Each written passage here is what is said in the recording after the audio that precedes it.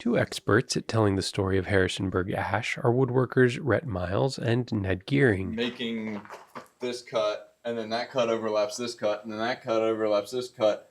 It just completely separates the circulatory system of the tree. And it makes it so the leaves are up here and the roots are down here and they're not connected anymore. That's the live part of the tree. Everything else is just the skeleton. When people hear a bug is killing a tree, they think, oh man, that wood's just going to be riddled with bug holes. But the emerald ash boring beetle pretty much just makes those tracks under the bark, and that just kills the tree's process. I didn't know that until I had worked here for 2 or 3 years and just continued education. Yeah. And I've been a tree guy since I was a teenager. Working for a landscaping company, or how did that No, work? the science department at Harrisonburg High School was just top notch. Took earth science and ecology from one specific instructor who inspired me, and I just kind of fell in love with it. And then woodworking and love of trees just kind of go hand in hand. And you know, sometimes it's like, that tree looks like it's on its way out. I wonder what it looks like on the inside. Some of these slabs furnished Jill McMullen's Broad Porch Cafe downtown.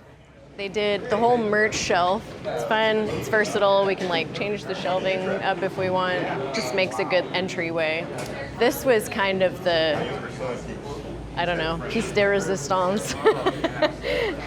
So when you look at it front on, it just looks like slats, but if you get the sideways view, you can tell that it's kind of asymmetrically done. So that was really fun. Thanks.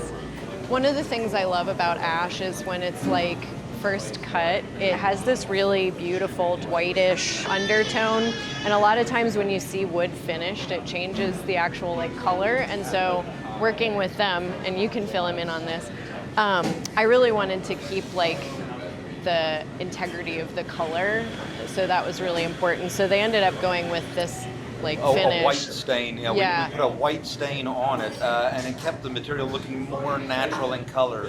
Yeah. If we just put a clear coat on it, it would have taken this very white wood and made it very golden yellow. Well, my dad is also a woodworker, so I grew up having an appreciation for wood and the smell and just being around it, and I feel like bringing as many natural elements into a space as you can, it just helps the space feel more inviting, hence all the plants. The benches are all ash also. Yeah, if this place ever closes down, I'm taking them all with me. Back at their masterfully organized Rocktown urban woodshop, Ned and Rhett were problem-solving a mock-up for a hidden door to a safe room. Here and here, and on the other side of the cabinet is a safe room. So a hidden door. With a vault door. Most of the commission projects we have for local material is using local material.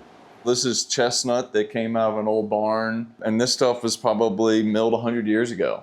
Here's a good example of the urban wood. There's a bullet enlodged in the side of that we sawed through. Everything in here is yard trees. Everything came from essentially the city of Harrisonburg and Rockingham County. There's a couple outliers. We've gone on a couple road trips to get a couple things, but almost 100% of this is local. It's an otherwise waste product. If it weren't for us and people like us putting an effort forward to reclaim that material and prevent it from going to the landfill and being chipped for mulch or just being buried in the landfill.